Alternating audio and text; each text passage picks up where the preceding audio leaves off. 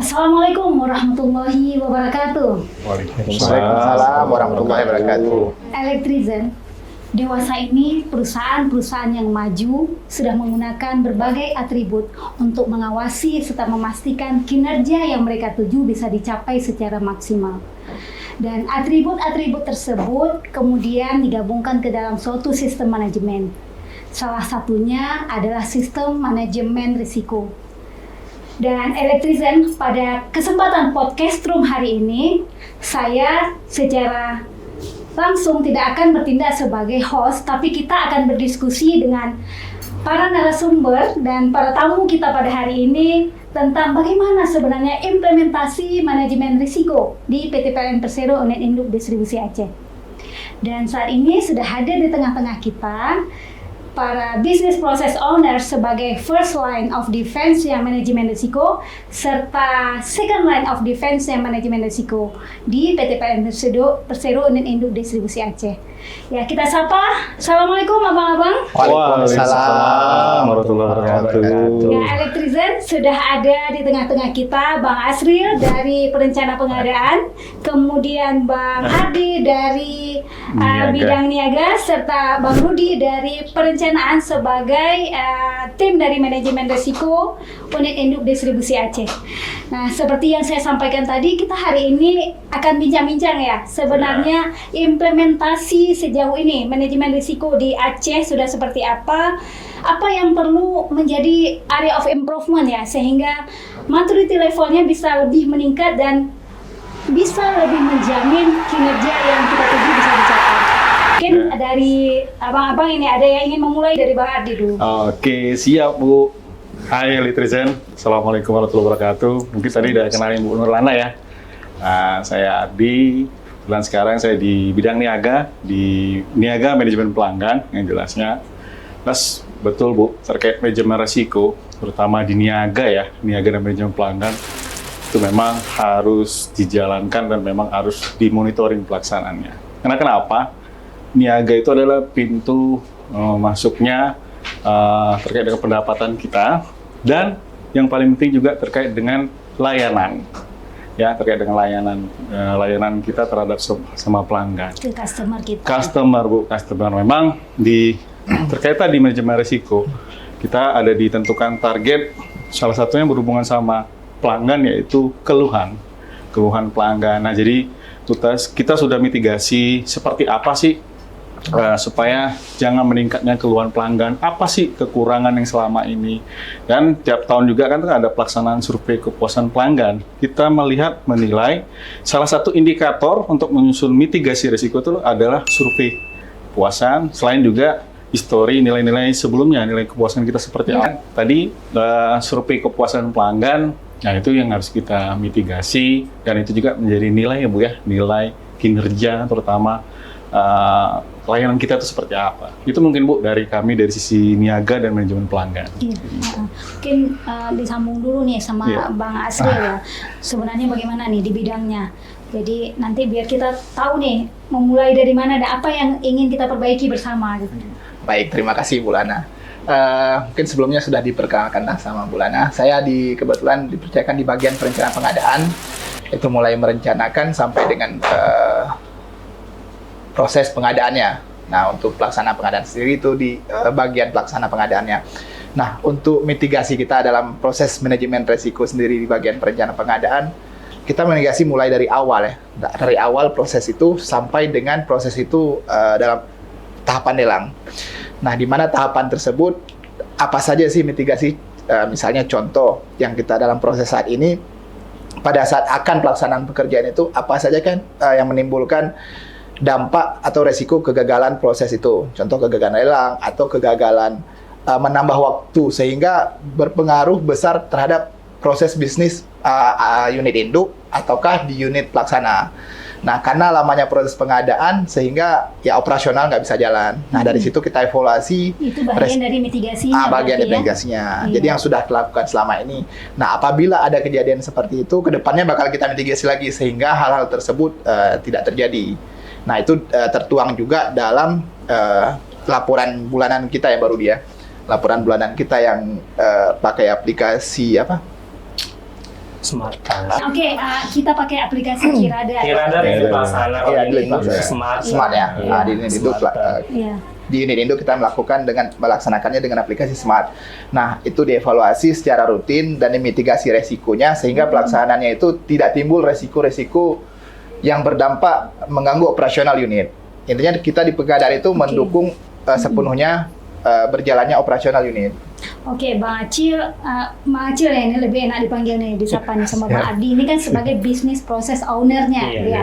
Kalau Bang Rudi ini kan sebagai tim manajemen risiko gitu ya. Nah, melihat ini yang sudah kita disampaikan ya abang-abang ini tadi nih, gimana nih sebenarnya progresnya sekarang ini? Oke. Mungkin sebelum sharing kami ada pantun terlebih dahulu, Bu Lana.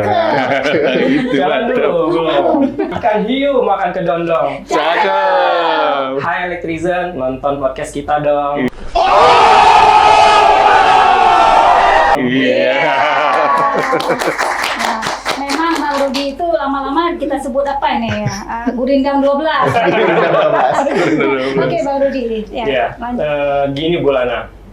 Sebenarnya gitu kan, kita mungkin dari unit terkecil sampai dengan unit induk di PLN UIDAC ini sudah menerapkan manajemen risiko. Bahkan mungkin Electrizen sudah menerapkan manajemen risiko di kehidupannya sehari-hari ya. Iya. Ini sebagai contoh aja, misalnya Electrizen mau berangkat ke kampus, ke kantor misalnya.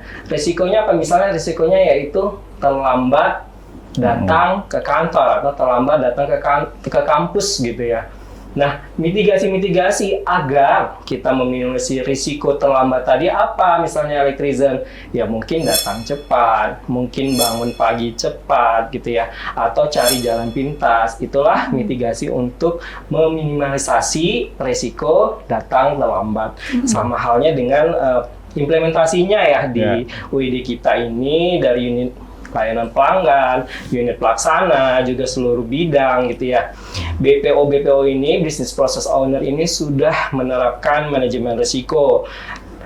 Mungkin, namun mungkin kita belum mendokumentasikan mulai dari awal, belum lengkap dokumentasinya gitu, belum secara sistematis, mungkin juga belum secara kontinu dilaksanakan. Nah itu perlulah mungkin aturan-aturan atau regulasi-regulasi yang mengatur penerapan sistem manajemen risiko ini, termasuklah guidance-nya yaitu ISO 31000 2018 sekarang. Nah, termasuk juga PLN di kita penerapannya. PLN itu mengeluarkan peraturan direksi nomor 16 ya tahun 2023 baru bulan pembaharuannya sebenarnya. Pembaharuannya 2023, tapi sebenarnya yang menjadi mendasari perubahannya apa ini dari 2019 tadi ya?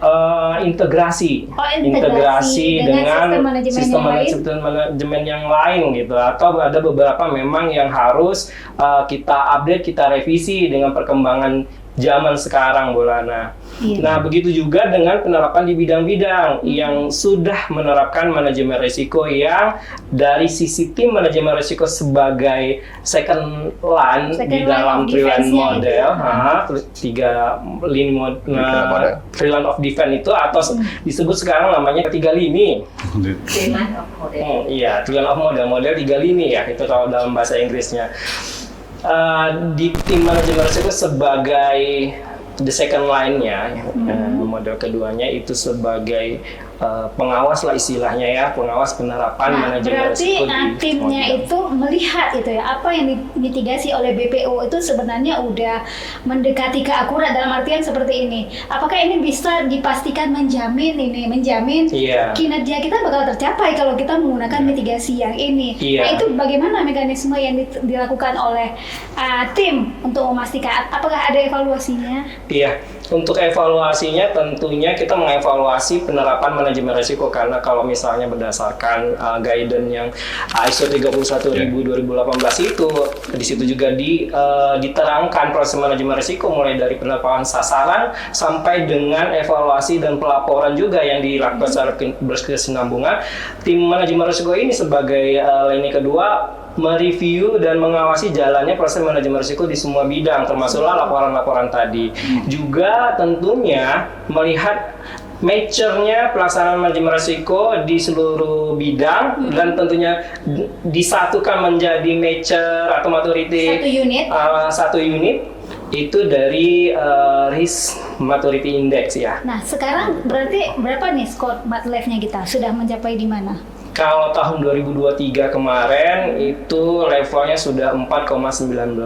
4,19 dari berapa? Dari maksimal? Dari 5. Dari 5. Berarti kita udah luar biasa Luar ini. biasa. Nah, tapi tetap ada selalu ruang area of improvement-nya. Yes, benar. Ya, mungkin dari ini dulu, dari Bang Rudi dulu, sebenarnya kalau kita melihat nih, apa yang udah disampaikan, apa yang udah dibuat oleh bidang-bidang, itu sebenarnya kurangnya apa sih? Sebenarnya kurangnya itu dalam evaluasi, monitoring dan evaluasi ya Bu Lana. Mungkin supaya mitigasinya itu lebih nendang, lebih kena, lebih mempercepat pencapaian terhadap sasaran kinerja kita seperti apa. Itu memang kalau misalnya evaluasi dan monitoring kan harus dilakukan secara kontinu gitu ya. Periodi juga. Teman-teman memang sudah melakukan. Misalnya evaluasi dan monitoringnya mingguan dari BIG session tentunya ya. Kemudian bulanan juga dari performance business review ya. Nah, itu sudah dilakukan. Satu tools lagi yang mungkin harus tetap diusahakan, tetap harus kita terapkan adalah tool RCPS Bulana, yaitu root cause problem solving. Karena itulah mungkin ya bukan jalan satu-satunya ya, tapi tools yang paling di antara tools yang mungkin lebih ini ya. Iya, untuk mencari penyebab resiko itu terjadi Bulana. Kalau salah dalam menentukan penyebab, maka mitigasinya kan juga salah ya. Sehingga kurang nendang mitigasi nantinya yang akan muncul pada saat kita menggunakan tools itu. Oke, dari BPO sendiri, kira-kira nih, jujur aja nih, sebenarnya manajemen risiko itu betul-betul membantu nggak? Ya, sebenarnya bukan bantu, ini memang hal yang wajib dan kalau kita nggak bicara wajib, kita nggak bicara mandatori loh. Kita bicara sebenarnya ini kan atribut untuk memastikan kinerja kita tercapai. Nah, abang-abang merasa ini membantu atau sebenarnya udah tercapai kita buat? Hanya tambahan gitu ya. Iya, takutnya. Sebenarnya kayak tadi Bu, ini bukan hal yang kayak jadi beban, tapi kayak ini memang bukan syarat wajib, memang harus kita lakukan. Kita lakukan checkpointnya kayak tadi Ibu bilang, ada namanya area improvement.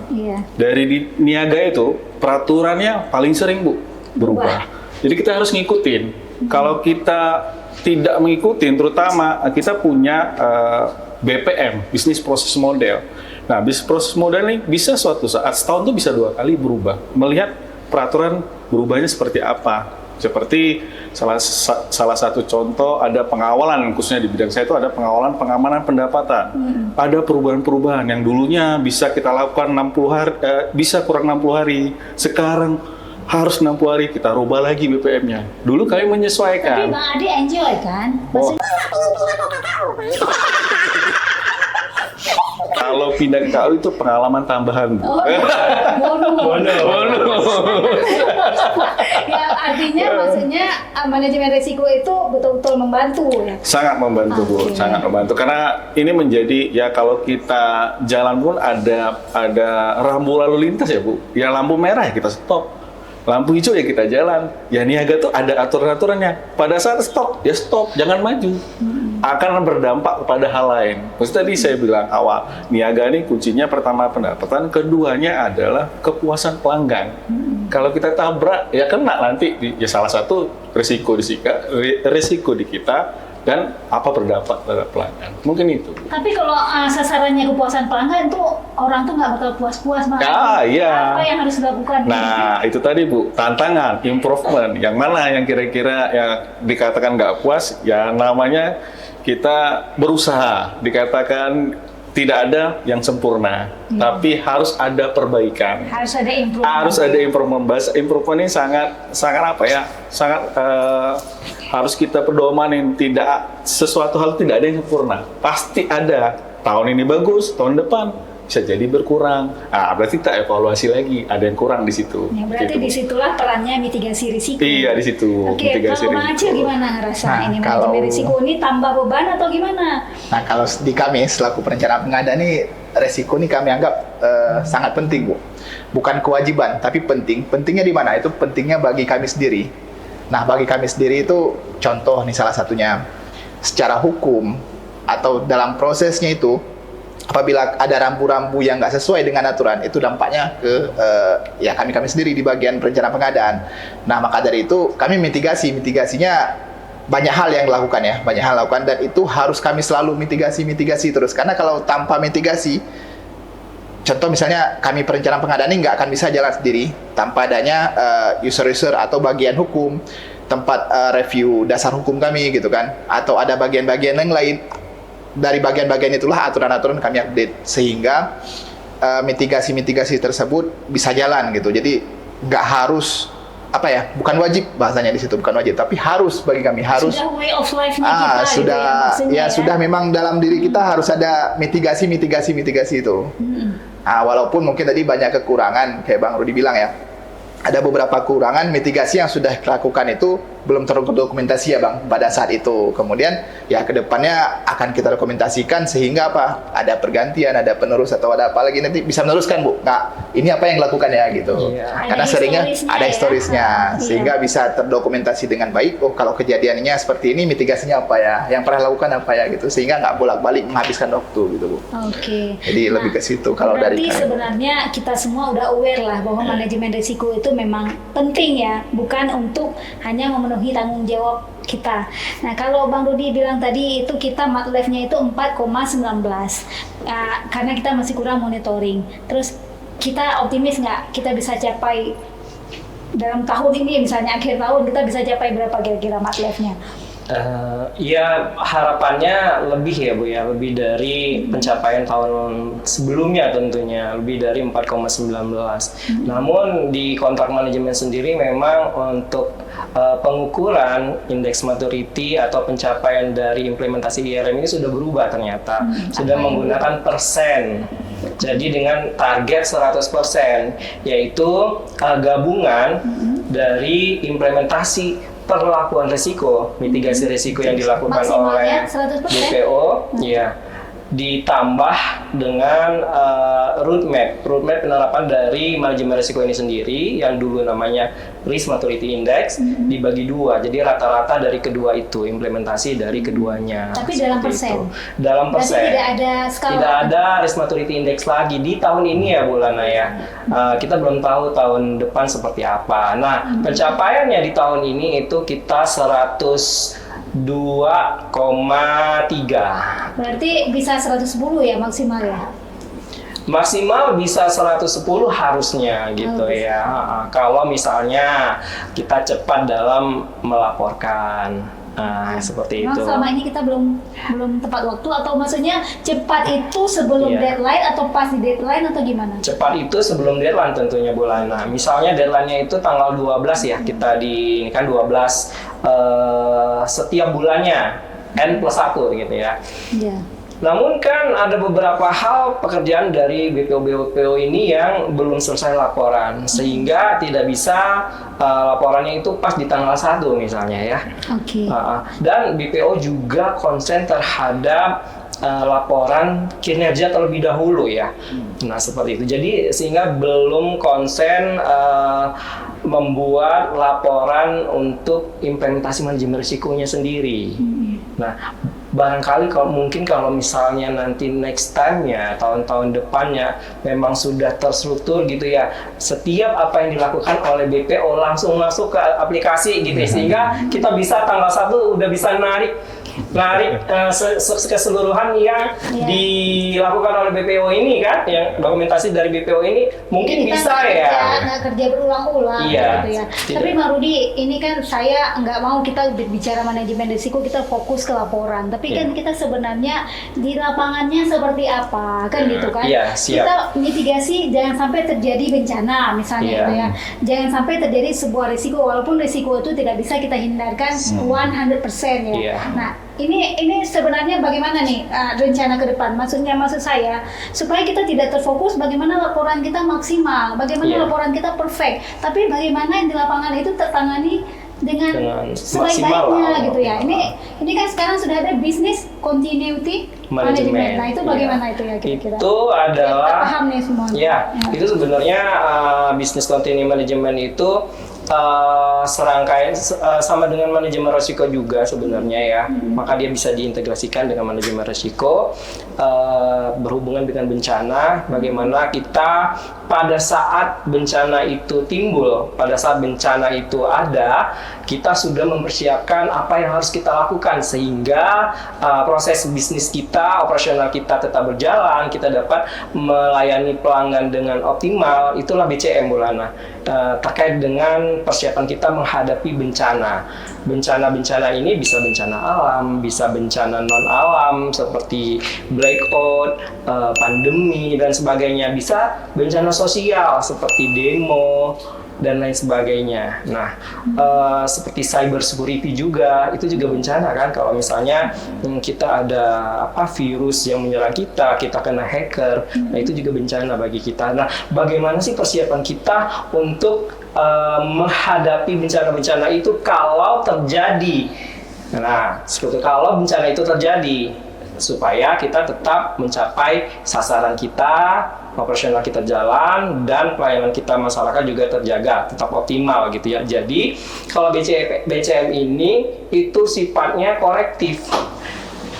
Berarti yang sudah terjadi. Sudah terjadi bencana, tapi mempersiapkannya dari sekarang sebelum bencana itu belum terjadi, dan juga ada simulasinya. Bagaimana kalau bencana itu benar-benar terjadi, jadi disimulasikan terlebih dahulu. Nah, tapi itu. kita kan punya itu loh, mitigasi bencana ya Bang. Kira-kira atau mitigasi bencana ini sudah tidak tajam lagi ya, sehingga harus pakai BCM ini.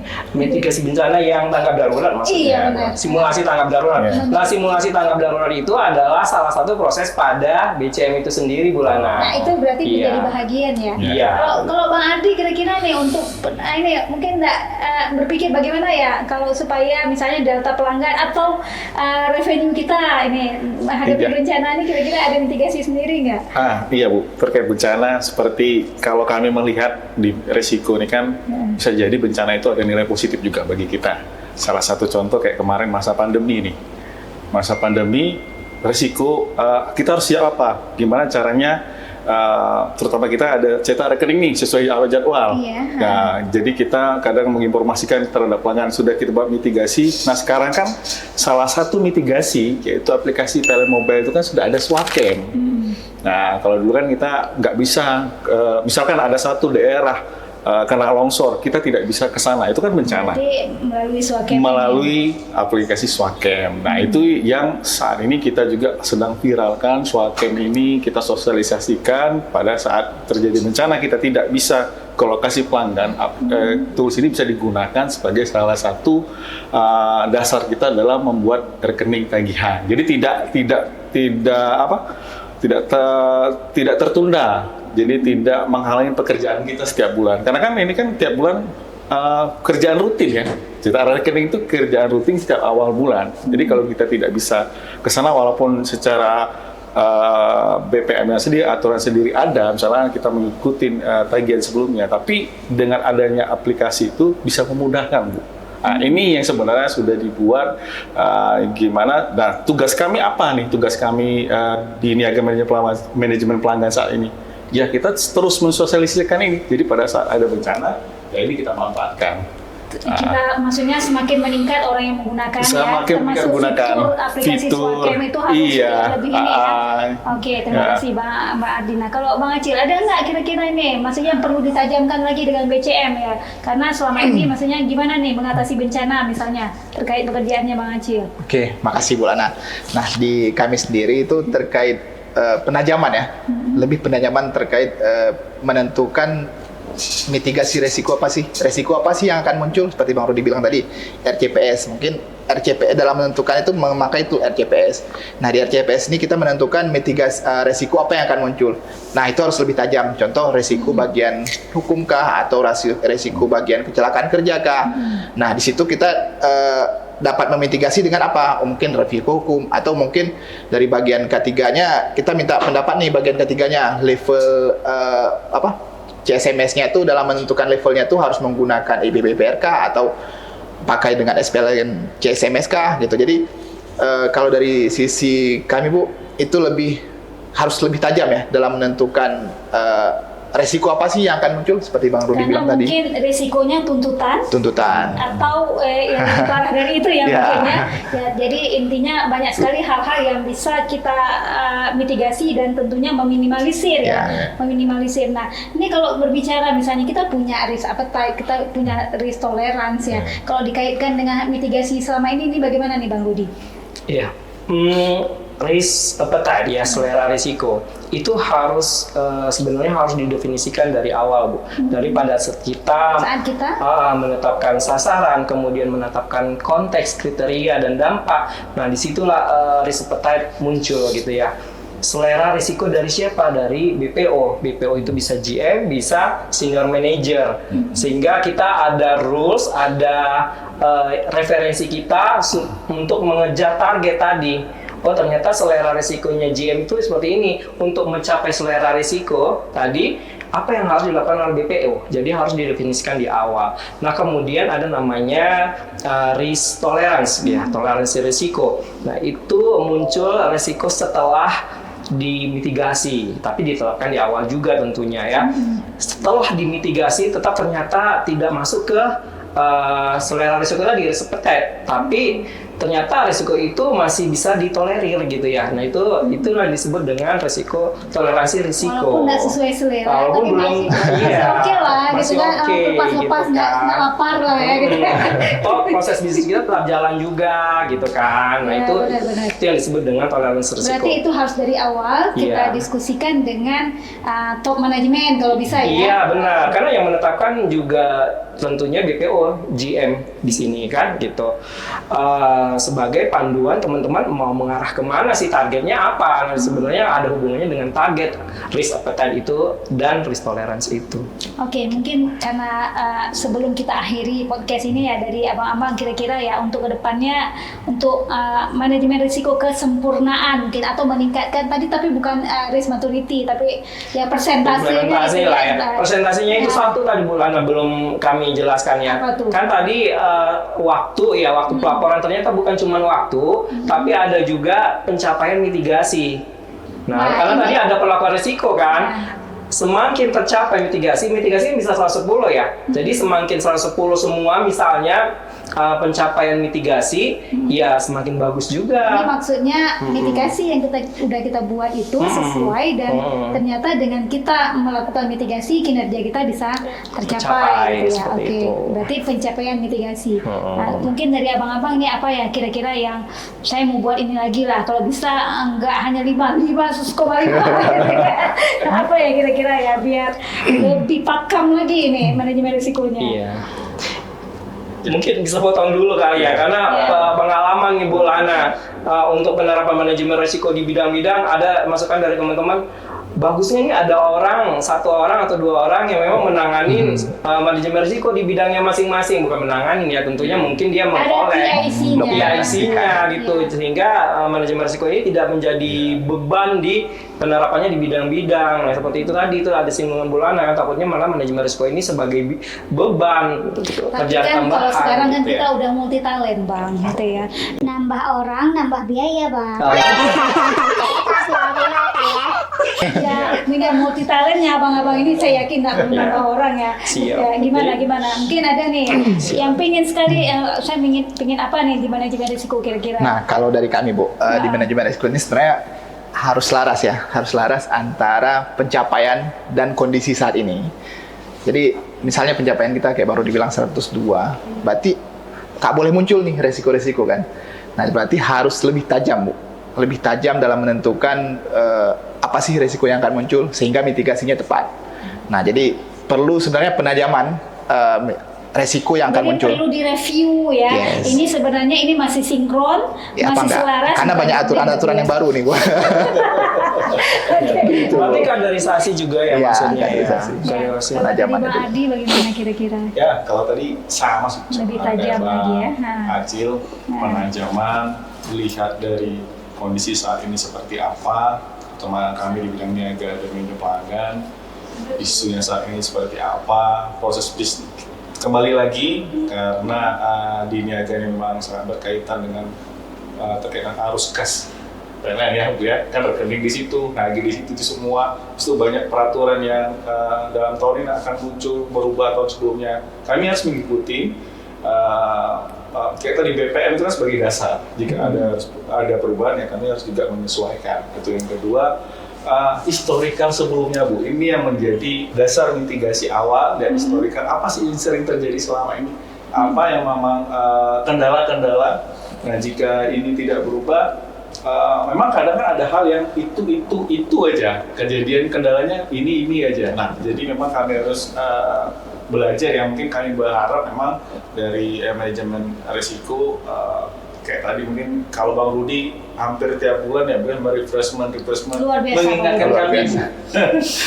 Kayak tadi resiko pengembangannya bukan hanya untuk kayak tadi jangan jadi beban nih. Terus lagi ini ternyata masih di manajemen risiko pasien. Ya, masalahnya klasik kan Nah, gitu betul Bu, ya. Nah. bahasanya klasik. Ya seperti sama sih Bu, kita ikuti perkembangan, ikutin aturan, sehingga target terkait dengan di sisi kita, di sisi PLN, apapun itu kita bisa tercapai. Dengan melihat juga historikal yang terjadi sebelumnya menjadi perbaikan mitigasi selalu kita perbaiki, kita perbarui dengan kondisi saat ini supaya tujuan kita bisa tercapai.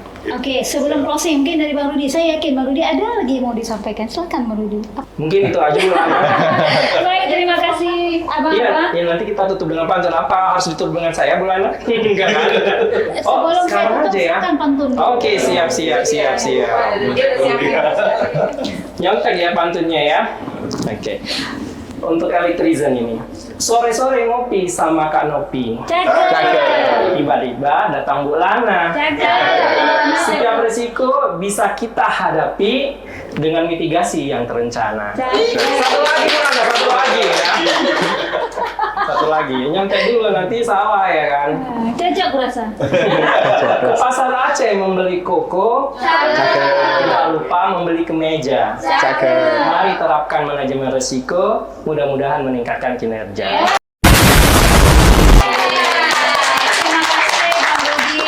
Terima kasih Bang Adi, Bang Acil yang sudah menyempatkan diri untuk hadir di studio kami pada hari ini. Electrizen, ya demikian bincang-bincang kita hari ini terkait dengan implementasi manajemen risiko, dan mudah-mudahan ini memberi insight tentang bagaimana kita meningkatkan terus kualitas dari implementasi manajemen risiko. Karena semakin bagus kita melakukan mitigasi risiko, maka akan semakin baik kita mengawal kinerja, dan mudah-mudahan apabila ini implementasi manajemen risiko bisa kita lakukan secara maksimal, gagal di plan A, kita bisa masuk plan B dan mencapai kinerja yang maksimal. Demikian, wassalamualaikum warahmatullahi wabarakatuh. Waalaikumsalam warahmatullahi wabarakatuh.